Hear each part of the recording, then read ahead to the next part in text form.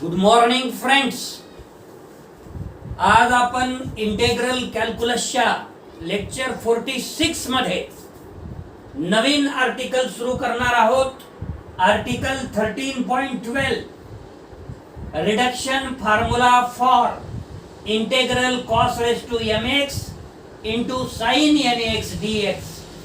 मित्र हो, या आर्टिकल मध्ये आपल्याला बरेचसे रिझल्ट प्रूव्ह करायचे आहेत.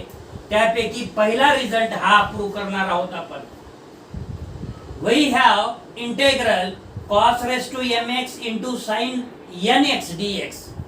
यामध्ये cos रेज टू mx याला फर्स्ट फंक्शन घेऊ आणि साइन nx ला सेकंड फंक्शन घेणार आहोत आणि इंटिग्रेटिंग बाय पार्ट्सचा फॉर्म्युला आपल्याला वापरायचा आहे, which is equal to cos raised to mx into integration of sin nx dx is minus cos nx upon n minus integral derivative of first function m cos m raised to m minus 1x cos raised to m minus 1x into derivative of cos x is minus sin x into integration of sin nx dx is minus cos nx upon n into dx, which is equal to minus cos raised to mx into cos nx upon n minus हा m आणि हा n इंटेग्रलच्या आधी लिहा minus m upon n integral cos raised to m minus 1x into cos nx into sin x dx. याला equation number 1 म्हणा. आता या equation number 1 मध्ये cos nx sin x ची किंमत आपल्याला काढायची आहे आणि ती ठेवायची आहे. कशा पद्धतीने काढता येईल बघा. Now sin in bracket n minus 1 bracket complete into x which is equal to sin in bracket nx minus x.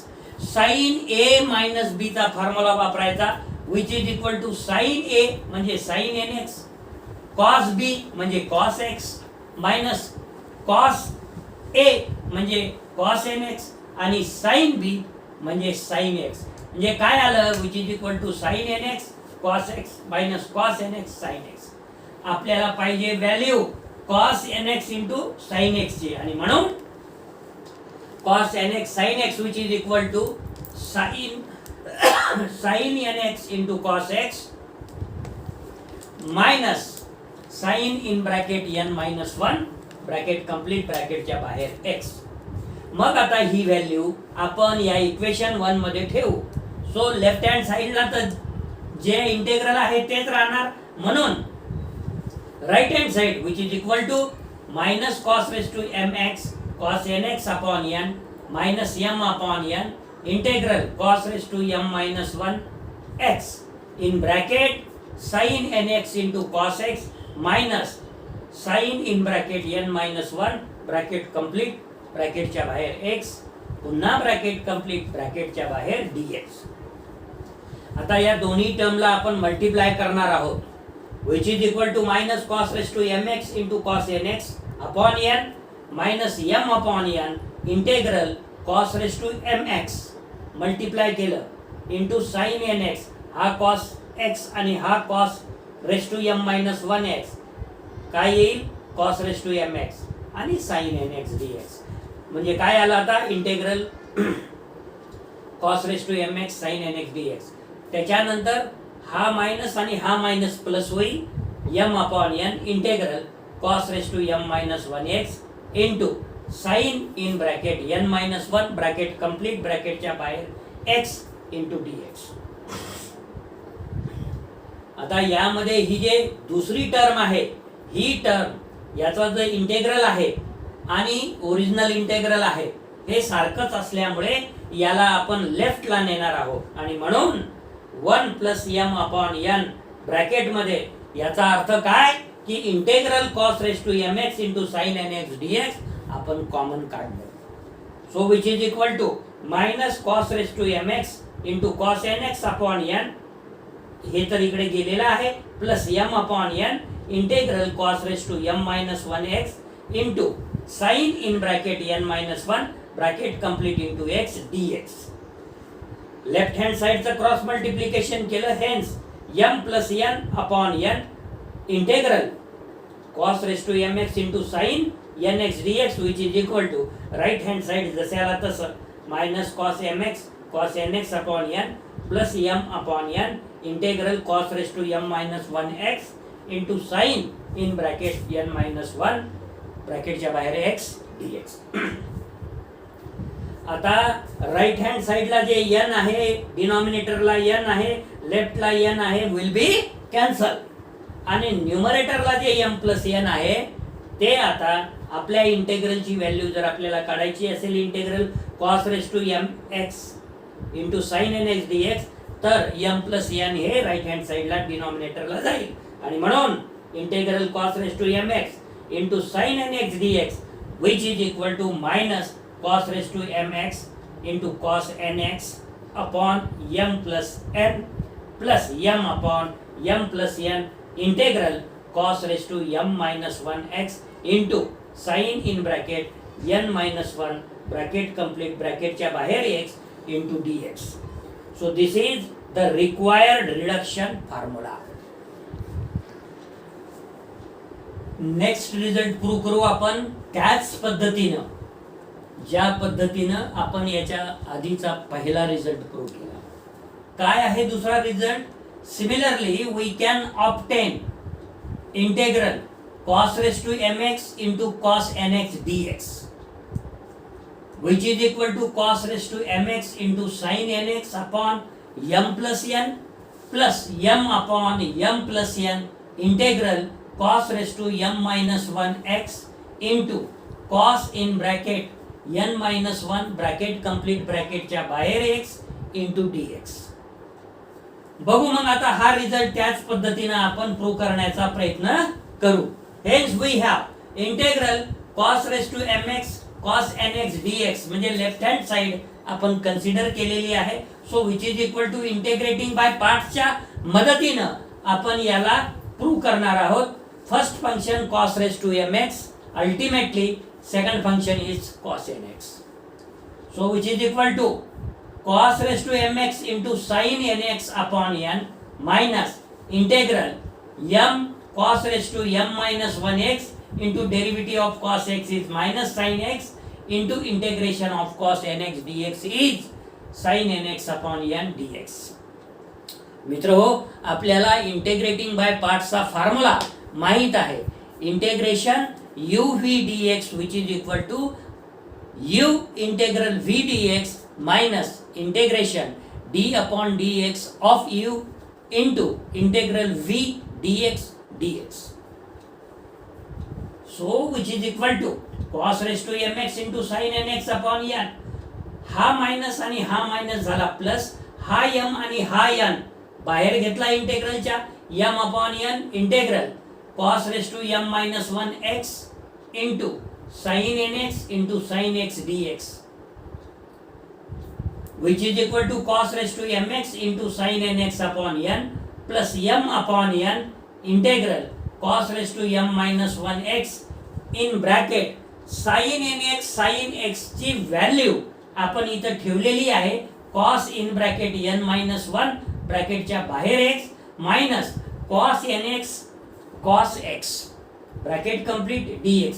कसं आलं हो? आपल्याला कन्सिडर करावं लागेल cos nx minus x म्हणजे ही टर्म जर आपण cos a minus b न फॉर्म्युलाच्या मदतीनं सॉल्व केलं तर काय होते? cos पहिले cos n minus 1 bracket complete x म्हणजेच cos nx minus x which is equal to cos a cos b cos nx cos x plus sin a sin b sin nx sin x. आपल्याला पाहिजे sin nx sin x ची value, म्हणून sin nx sin x which is equal to cos nx minus x minus cos nx into cos s जे की आपण ठेवलेली आहे. So which is equal to cos mx into sin nx upon n plus m upon n integral. आता याचं multiplication करू. cos m minus 1x into cos in bracket n minus 1 bracket complete त्याच्या बाहेर x dx. हा आता याला multiply केलं तर minus m upon n integral, यानी याला मल्टिप्लाय केलं तर कॉस एक्स आहे, इथं cos m minus one x आहे, म्हणजे integral cos raise to m x येईल आणि cos n x d x. मित्रहो, ही टर्म म्हणजे आपली लेफ्ट हँड साइडची इंटेग्रेशनची टर्म आहे, त्यामुळे याला जर लेफ्टला नेलं आपण आणि कॉमन जर काढलं integral cos raise to m x into cos n x d x, तर काय होईल? hence in bracket 1 plus m upon n bracket complete integral cos raised to mx into cos nx dx which is equal to, याला सोडू पहिले, cross multiplication करा, m plus n upon n into integral cos raised to mx into cos nx dx which is equal to cos raised to mx into sin nx upon n plus m upon n integral cos raised to m minus 1x into cos in bracket n minus 1 ब्रॅकेटच्या बाहेर x dx.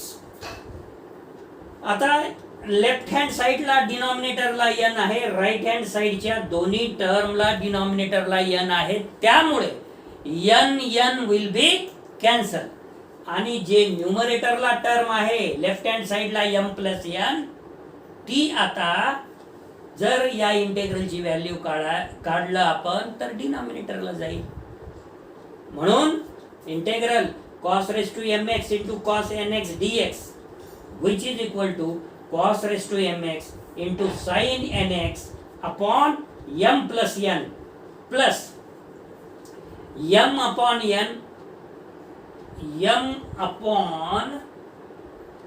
n plus n. काय यायला पाहिजे? इथं यायला पाहिजे m plus m upon